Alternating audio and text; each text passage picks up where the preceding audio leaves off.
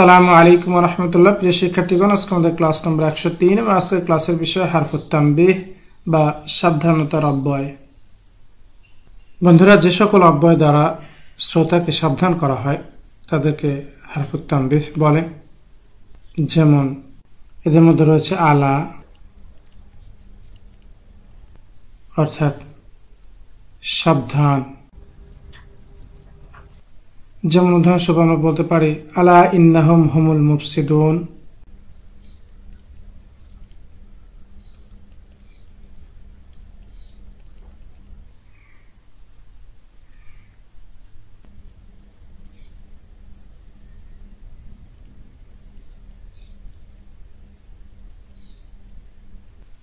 অর্থাৎ সাবধান, তারাই হচ্ছে বিশৃঙ্খলা সৃষ্টিকারী।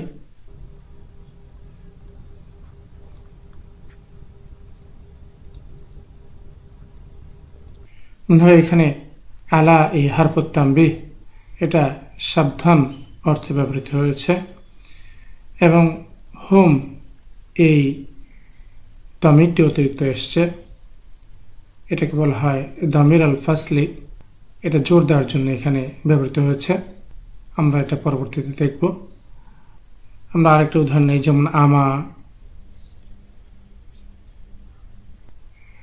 এর অর্থ একই রকম, যেমন হুঁশিয়ার। উদাহরণস্বরূপ আমরা বলতে পারি আমা লা তাদ্রিব,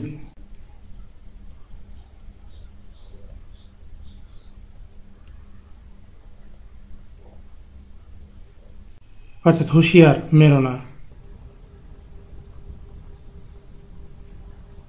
বন্ধুরা, এখানে আমরা দেখছি যে আমা এই হারফুত তানবিহটি হুঁশিয়ার অর্থে ব্যবহৃত হয়েছে, অর্থাৎ সাবধান করে বলা হচ্ছে যে মেরো না।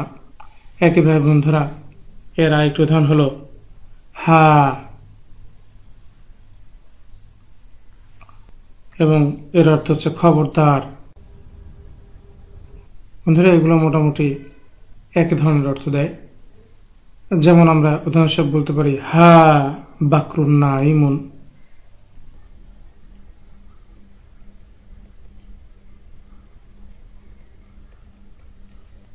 অর্থাৎ খবরদার বকর নিদ্রিত। অর্থাৎ বকর যেহেতু ঘুমন্ত, সেক্ষেত্রে কাউকে সাবধান করা হচ্ছে। বন্ধুরা, এখানে আমরা দেখছি যে হা এই হারফুত তানবিহটি খবরদার অর্থে ব্যবহৃত হয়েছে।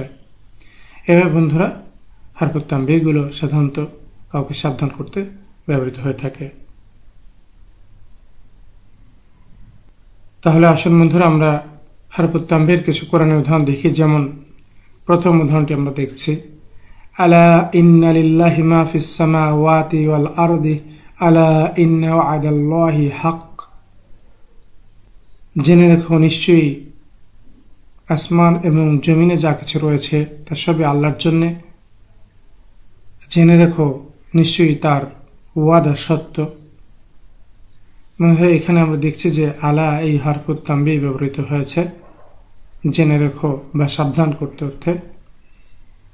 দ্বিতীয় উদাহরণটি আমরা দেখি আলা বিযিক্রিল্লাহি তাতমাইন্নুল কুলুব। জেনে রেখো যে আল্লাহ স্মরণেই অন্তর প্রশান্ত হয়। বন্ধুরা, এখানে আমরা দেখছি যে আলা এই হারফুত তানবিহ ব্যবহৃত হয়েছে। তৃতীয় উদাহরণটি আমরা দেখি আলা ইন্নাহুম হুমুল মুফসিদুন ওয়ালাকিন লা ইয়াশউরুন। সাবধান, তারাই হচ্ছে বিশৃঙ্খলা সৃষ্টিকারী, কিন্তু তারা বোঝে না। বন্ধুরা, এখানেও দেখছি যে আলা এই হারফুত তানবিহ সাবধান করার অর্থে ব্যবহৃত হয়েছে। চতুর্থ উদাহরণটি আমরা দেখি হা আনতুম হাউলাই হাজাজতুম ফীমা লাকুম বিহি ইলম।